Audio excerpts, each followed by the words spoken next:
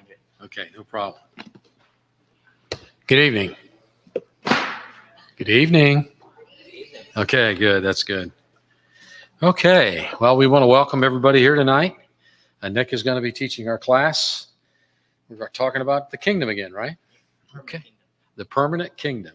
All right.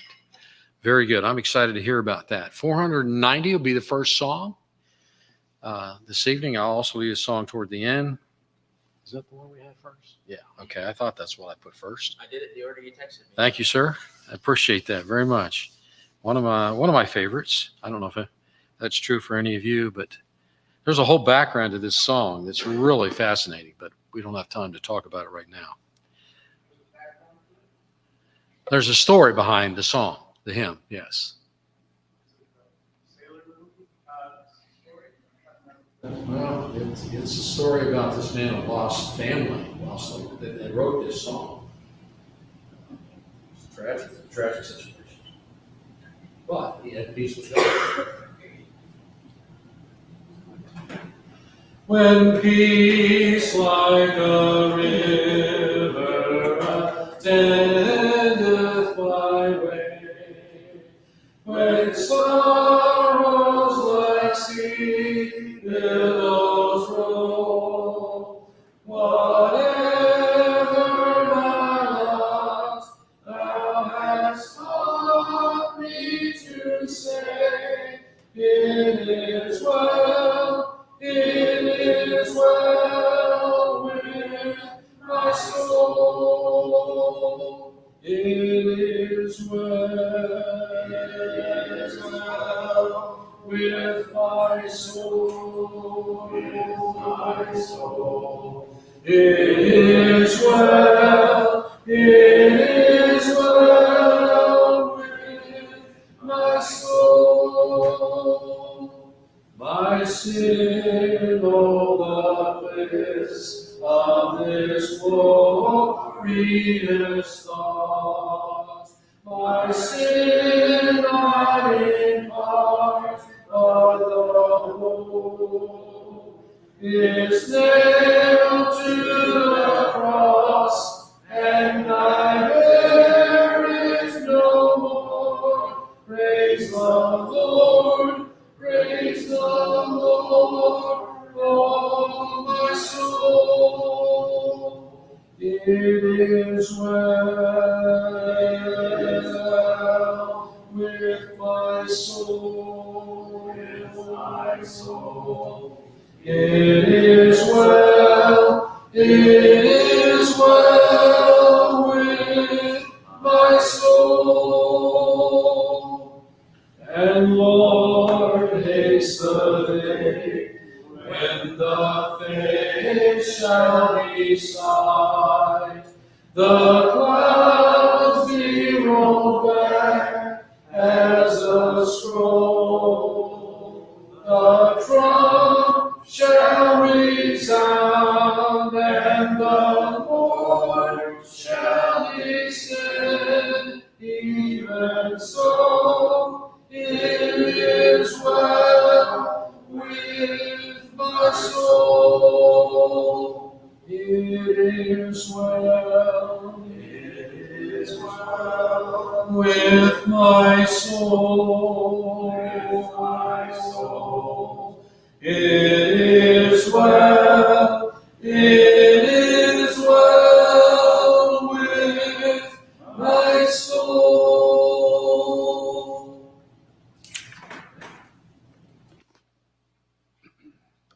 Thank you, Everett. Give me a second to move this microphone. I'll leave it up here because we'll need it at the end.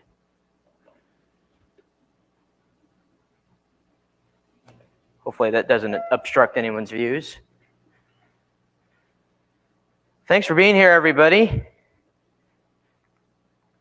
The rise and fall of the Roman Empire is something that has been studied for a long time. In fact, it's been studied for centuries. The Roman Empire is regarded as one of the most powerful and most influential empires that our world has ever seen. At its height, there really wasn't an empire that compared to the Roman Empire. They were strong, they were powerful, and they were mighty. And for centuries, the Roman Empire dominated the world. Well, how then could such a dominating empire fall? How could what some call the empire of all empires, how could that just cease to exist? Well, when you study the history of the Roman Empire, there were a lot of factors that led to its demise. There was a lot of division and civil wars. There was greed and corruption. There was backstabbing and betrayal. Some would say that Rome got a little too big for their britches. Interestingly enough, some look at the United States of America and they see some of the same fractures and issues that perhaps played a role in the fall of the Roman Empire. America is, as I'm sure you know, incredibly divided. You also probably are aware of the fact that our leaders are immoral and corrupt. Faith in institutions is crippling. These all seem to point to an impending implosion. The warning signs are certainly there. This is a look at some of the largest empires to have ever existed, just in terms of geographic size. I have here 5 empires. This isn't the top 5, but it's 5 that we are probably decently familiar with, some of which come from more recent history. And it has the size in square miles. Notice all of them are in the millions. And then it has the percentage of the world that this empire would have taken up at the time. And so the British Empire, which peaked in the year 1920, at that point had a size of over almost 14 million square miles, taking up over 26% of the world. The British Empire was quite large. And this is fairly recent, 1920. Then you have the Mongol Empire, whose peak was sometime in the 13th and 14th centuries. It stretched, this is over Asia is where this would have been. It stretched from the Sea of Japan into Eastern Europe, and its peak size was over 9 million square miles, or almost 18% of the world. And you go on down, you have the Russian Empire making up 8.8 million square miles. Its peak was in 1895. The Russian Empire would eventually get succeeded by the Soviet Union, which was almost as large. The Soviet Union was, I think, 8.6 million square miles in size. Then you have the Spanish Empire, which its peak was in 1810, and it got as big as almost 5.5 million square miles. And then the Roman Empire, which we regard as pretty high and mighty, was pretty small compared to some of these. Just under 2 million square miles, about 3.71% of the world's land mass back then. And these are all estimates. So one question when you look at these empires is, what do these former kingdoms have in common? It's the fact that they are former kingdoms. That's one thing that they all have in common. They are each big, they each were dominating, and so on and so forth, but they are former kingdoms. These kingdoms did not last forever, as great as they may have been. And you could say the same thing, you could say the same thing about today's kingdoms, that they, like the kingdoms of the past, are only temporary. In 100 years from now, who knows what nations will still be around us? Who knows if America will still be around? It is not guaranteed because they are only temporary. Do you know why they're temporary? The reason is because the earth and the things of the earth are only temporary. Notice this that John writes in 1 John chapter 2, starting in verse 15. He says, "Don't love the world or the things in the world.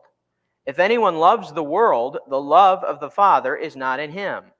For all that is in the world, the desires of the flesh and the desires of the eyes and pride of life, is not from the Father, but is from the world.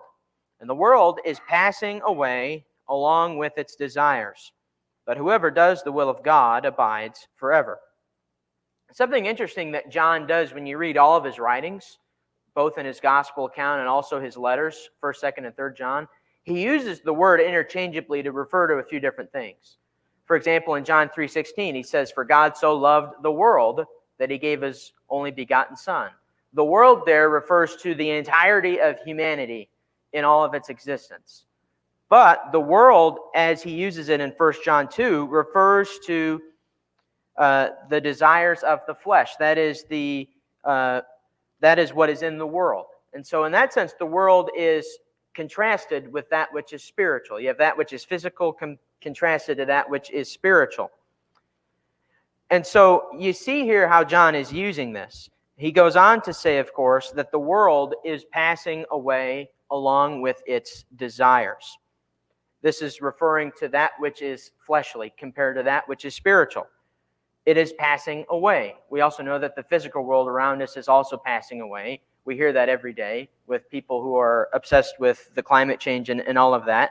And perhaps it is. I'm not going to deny that. But the world is passing away, and that is the reason why the things of this world are temporary. The kingdoms of this world are temporary because the world itself is temporary. Look at this in Isaiah chapter 40. I hope that's big enough to where you can read it. This is Isaiah 40, starting in verse 6. A voice says, "Cry." And I said, "What shall I cry?" All flesh is grass, and all its beauty is like the flower of the field. The grass withers, the flower fades, when the breath of the Lord blows on it. Surely the people are grass. The grass withers, the flower fades, but the word of our God will stand forever. Repeatedly here we see attention toward the fact that the things of this earth, here the prophet describes as the grass and then the flower of the field. We see it repeatedly here that these things are temporary.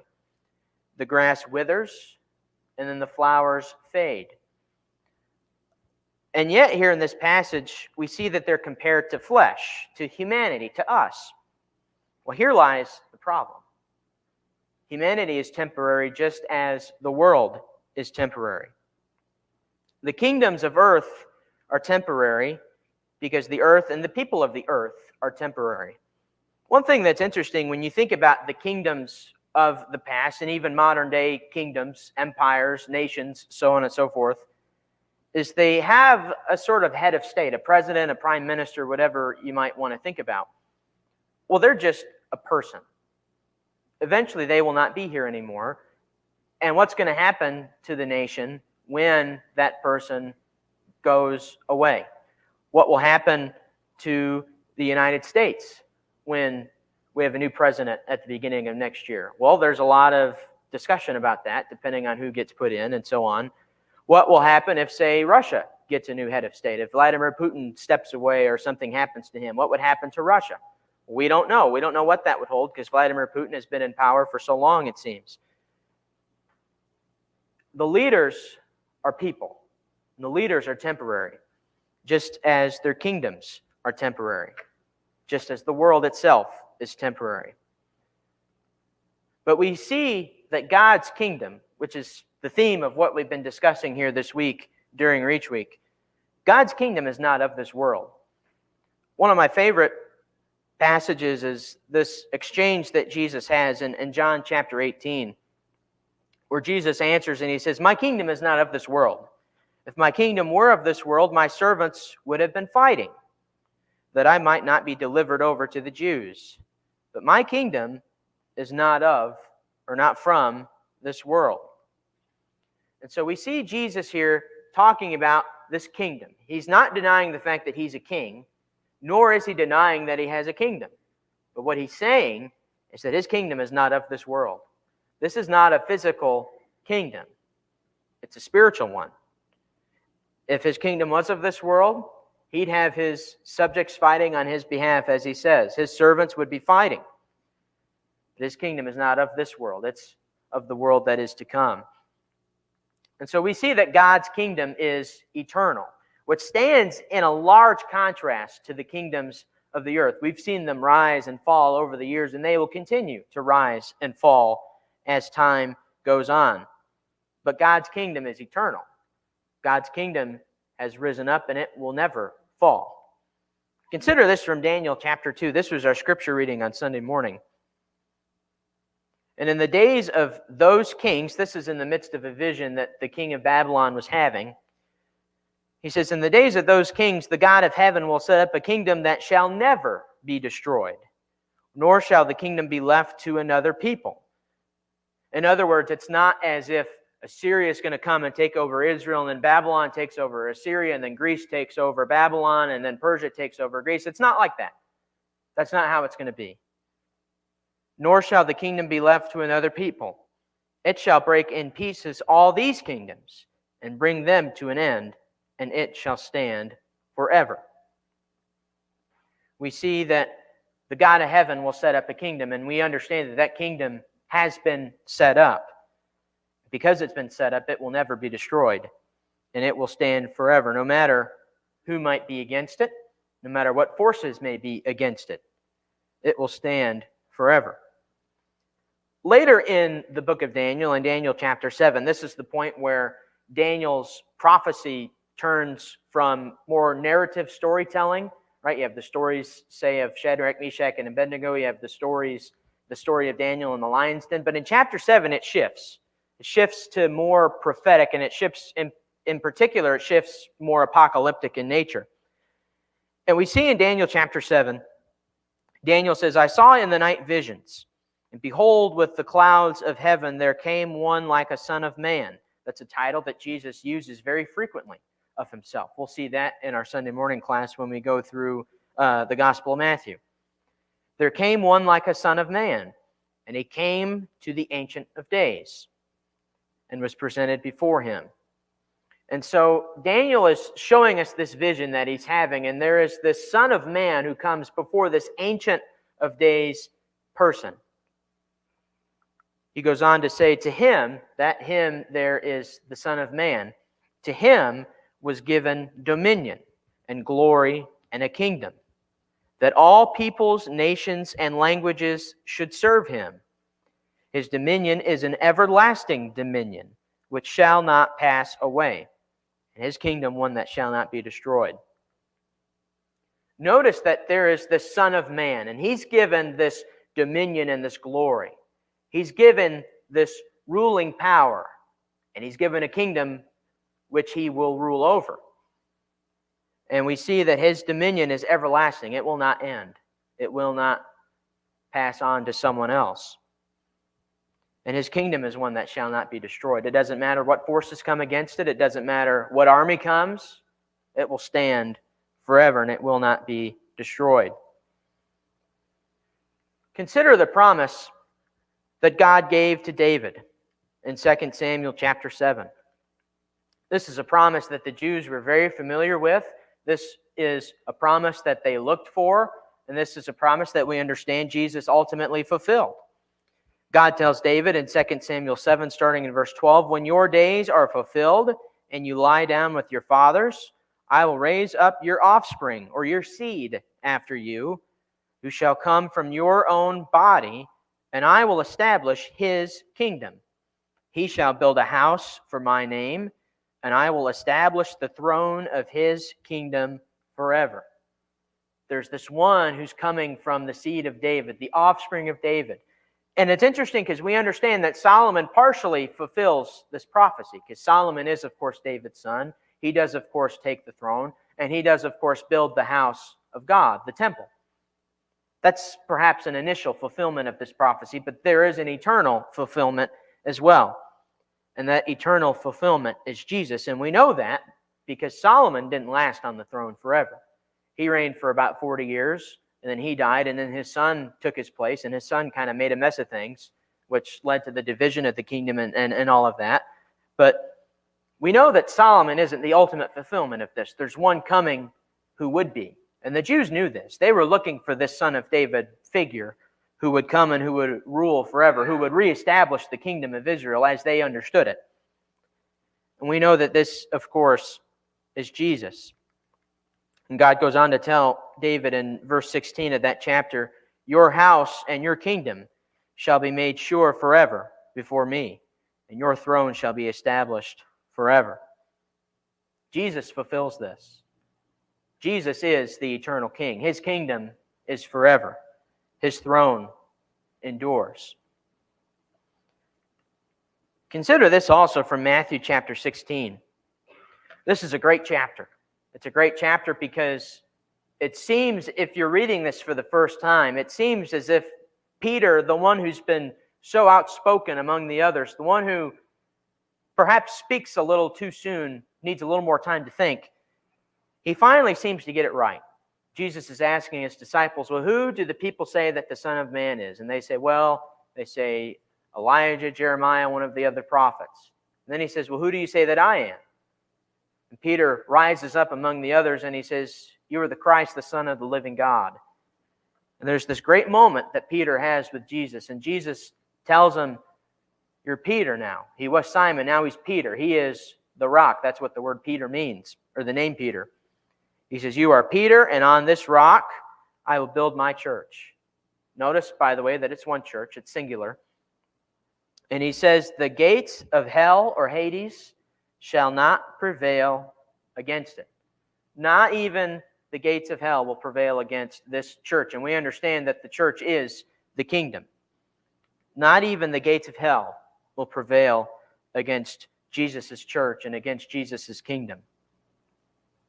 We have this great message in Hebrews chapter 12, where the writer says, therefore let us be grateful for receiving a kingdom that cannot be shaken, and thus let us offer to God acceptable worship with reverence and awe, for our God is a consuming fire. He says here that we have a kingdom that cannot be shaken. The context of this is very interesting in Hebrews chapter 12. The Hebrew writer is talking about how God will remove that which can be shaken. In other words, he's going to bring the temporary things to an end. That's what he says in verses 25 through 27. Those things that can be shaken, the temporary, the earthly things, such as the kingdoms of the earth, they will be removed. But that which cannot be shaken, the eternal things, like the kingdom of God, these things will remain.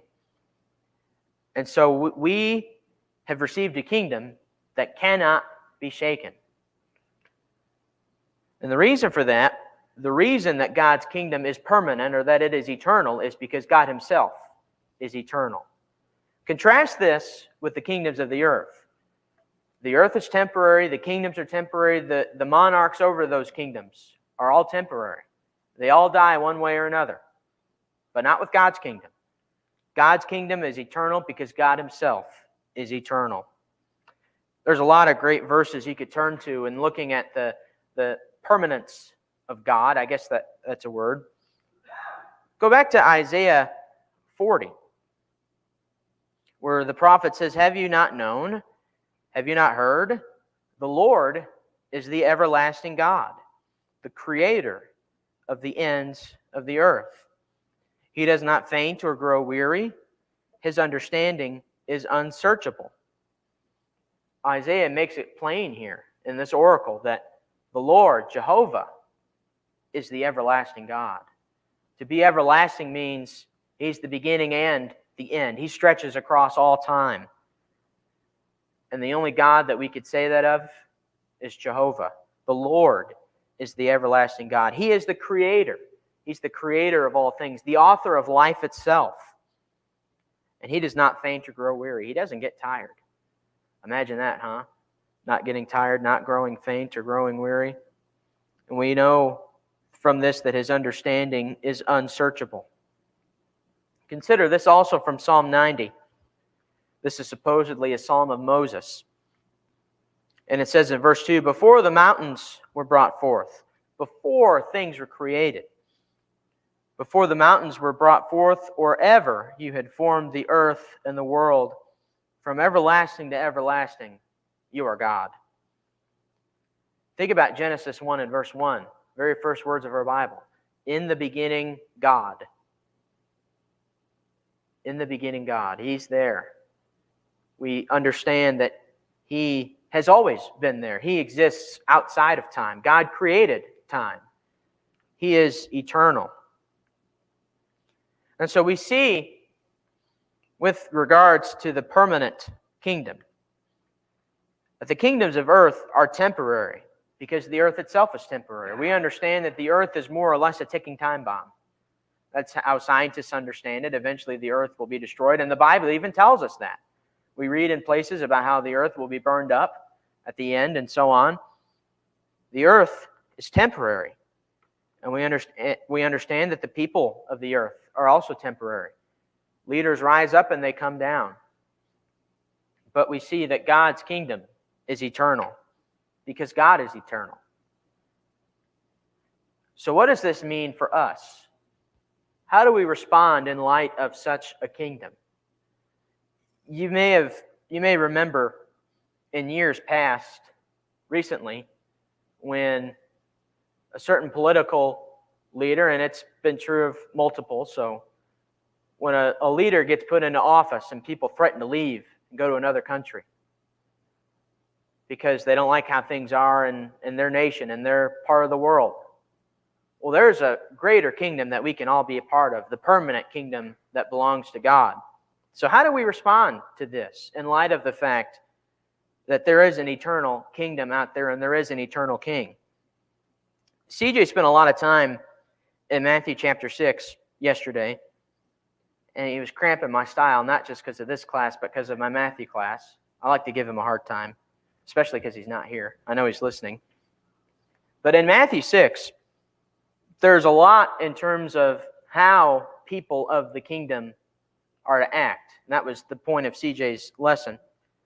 In light of the kingdom, how do we live our life? Well, the whole Sermon on the Mount gives us a great picture, but I want to focus a little bit on what we read in Matthew chapter 6. It says, starting in verse 19, "Do not lay up for yourselves treasures on earth, where moth and rust destroy and where thieves break in and steal. But lay up for yourselves treasures in heaven, where neither moth nor rust destroys, and where thieves do not break in and steal. For where your treasure is, there your heart will be also." We see here a call to action from Jesus. There's something for us not to do, and then there's something for us to do. He starts by saying, don't lay up for yourselves treasures on earth. And the reason why is, again, because it's all temporary. These treasures on earth that we can lay up, things like money, wealth, possessions, good favor even from other people, these are all temporary things. As Jesus puts it, moth and rust destroy. Thieves break in and steal. These things will not endure forever. They won't endure the test of time. An expression that I hear people say is, you can't bring those things with you to heaven, no matter what it may be. And I know we have things that are precious to us. Some of it may be for sentimental reasons. Some of it may be because of the sheer value of some of these things. But that's not where we are to lay up our treasures. That's not where all of our attention needs to be. Instead, Jesus says to lay up for yourselves treasures in heaven. The things that you cherish the most, are they earthly things or are they heavenly things? The things that you treasure the most, are they temporary things or are they eternal things? The things that you treasure the most, can moth and rust destroy them? Can thieves steal them? Or is it guarded for us in heaven? Jesus calls us to lay up our treasures in heaven, spiritual things. And the reason is because these treasures are eternal. Moth and rust cannot destroy these things. Thieves cannot break in and steal these things. And he gives a great application in verse 21. For where your treasure is, there your heart will be also. The things you treasure, those are the things that matter the most to you. That's where your heart is. So where are our hearts? Are they on that which is temporary? Or are they on that which is eternal, that which is permanent? Are we thinking about the temporary kingdoms, or are we thinking about the permanent, godly kingdom? Later in this chapter, Jesus shifts the focus from that which we treasure to that which we need to live, to keep going through this life. He says in verse 25, "Therefore I tell you, do not be anxious about your life, what you'll eat or what you'll drink, nor about your body, what you'll put on it. Is not life more than food, and the body more than clothing?" These are things that we need, aren't they? These are things to sustain us through this physical life that we find ourselves in. We can't survive without food. We can't survive without water, things to drink. And unless we want to be menaces to society, we need clothes to wear, don't we? He goes on to say, don't be anxious about your life, what you'll eat or what you'll drink, or about your body, what you'll put on. I've known many people who have had a great deal of anxiety over these things, living paycheck to paycheck, worrying, am I going to have enough money to put food on the table for my family? Am I going to have enough money to buy clothes for my kids? That is obviously a great source of anxiety for a lot of people. But Jesus tells us to not be anxious about these things because He will provide them for us. God will provide for His children. He goes on to say here, is not life more than food, and the body more than clothing? And I love how this ends. But seek first the kingdom of God and His righteousness, and all these things will be added to you. What He's not saying is totally disregard what you eat and what you drink. That's not what He's saying. He's saying don't be anxious over those things. Don't seek those things first. Instead, seek God's kingdom first. And the reason why is because God's kingdom is eternal. His righteousness is eternal. It will transform our lives when we do that. And when we do that, those things that we worry about, the food we eat, the clothes we wear, the water, or the things that we drink, He says all of these things will be added to you. That's a promise that Jesus gives us in His kingdom, which is a foreshadowing of tomorrow night's class, about promises from the kingdom. I also love this from Hebrews 12. We looked at this earlier in regards to the kingdom that cannot be shaken. Well, it's interesting because the Hebrew writer here not only tells us that we've received a kingdom that cannot be shaken, but he tells us what we need to do about it. How do we respond to receiving this kingdom? He starts by saying, let us be grateful for receiving a kingdom that cannot be shaken. Many people take it for granted that we have this kingdom and that we have the king that we have. Many people take that for granted. People oftentimes forget about that fact, that we have a kingdom that cannot be shaken and that we have a king who reigns and rules in eternity. But the Hebrew writer says we need to be grateful for this fact, that we have received a kingdom that cannot be shaken, a kingdom that will never be overthrown. There's a lot of people across our world that are worried about if their nation will survive. You have the people in Ukraine. Is Russia going to overpower them? Is Russia going to win that war and take over? Perhaps have people in Russia worried about it as well. You have people in the nation of Taiwan worried. People in Israel are worried. People in Iran are worried. You have people, even people in America can be worried about this. Is our nation going to last? You don't have to worry about that with God's kingdom. Our king cannot be assassinated. He cannot be overthrown. And our kingdom cannot be destroyed. So he says, let us be grateful for this fact that we have a kingdom that cannot be shaken. And then he says, let's offer to God acceptable worship, doing so with reverence and with awe. When God does something for us, the appropriate response is, I think, perfectly outlined here by the Hebrew writer. One, be grateful for it. But then two, offer something to God.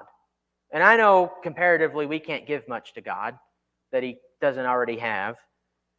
But one thing we can offer is acceptable worship. Worship the way that He wants us to do so.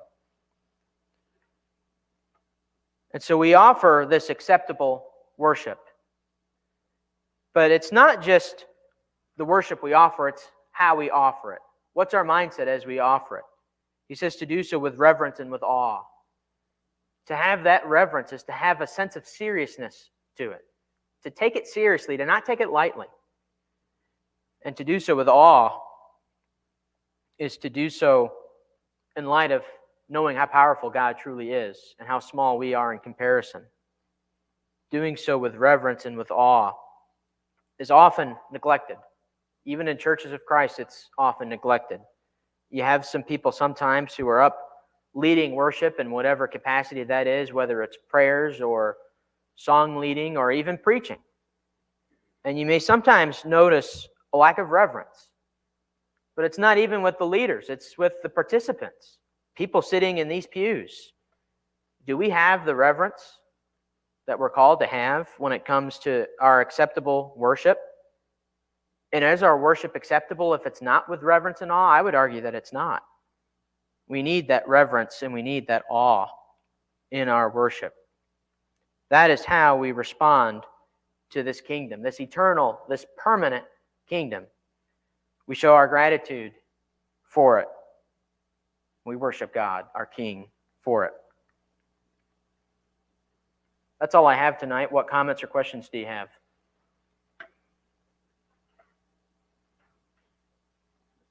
Everett? It's talking about the storing up things on earth versus the heavenly treasures. I heard something today on the radio. Kobe Bryant's locker was up on auction. Did you hear this? Yeah, it sold for $2 or something. $2.9 million. Yeah. To buy his locker. His locker was in a certain place they played from like 2003 to 2016 or something. And I thought, wow. I mean, that person obviously had the wherewithal to be able to do that. What could you do, though, in terms of good with $2.9 million? Mm-hmm. You know, I don't know. Just an interesting situation, for sure. Everett was drawing on the idea from what Jesus said about laying up treasures on earth versus in heaven, and I saw it too. Kobe Bryant, if you don't know who he is, he was a basketball player. He's deceased now, and it's perhaps why his locker sold for so much money. Is his locker from when he played sold for almost $3 million. I saw another thing from when he played his last game in 2016. Someone tried to auction off on eBay a bag of air from that game, and they put like tens of thousands of dollars on it or something crazy like that. If someone's willing to pay that kind of money for something like that, and I understand that's a pretty memorable thing to have, Kobe Bryant's locker. Think about how valuable that is, and think how much more valuable is what we have with the kingdom. And think about if someone valued God's kingdom as much as they valued that locker with that kind of money. That's just, for one, it's unfathomable to think about having that kind of money to put towards something like that. But it's another thing to value something that much. Think about how much more valuable our kingdom is. Anything else?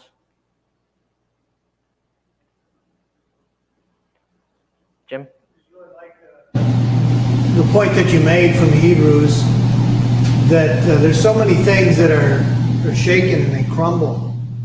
And yet, so many of these things, we put so much interest in them, and concern, and money, and all of these things. But yet, there's a kingdom that will not be shaken.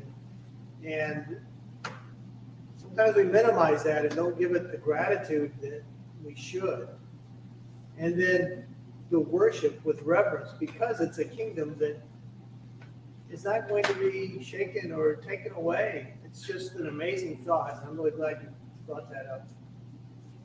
Something that you just made me think about is, when we have something and it's stable, we take that for granted so often. You have a stable vehicle for all these years. All of a sudden it starts going bad because it gets old, and you haven't had that worry for the last 6-8 years. Now all of a sudden, boom, your vehicle starts going bad. And yeah, our health. Thinking of in sports, you have a coach who's around for so long, and then he retires or he goes and leaves, and all of a sudden the program is in disarray, right? You take for granted those good coaches that you have. Think about yesterday, the stock market crashed big time. And a lot of people are worried about that. Didn't it drop like 1,000 points or something crazy like that? Yeah. And so you have a lot of people worried about that. You see our society kind of crumbling a little bit. Compare that to our kingdom, which is eternal. Can be concerned about, but first is the kingdom, and while we can be concerned about them, we have this great kingdom that sometimes we're not even concerned about and take for granted. Right. Anything else? Everett has one more song for us, and then Jim will wrap us up with some announcements. Thanks again for being here, and thanks for your attention.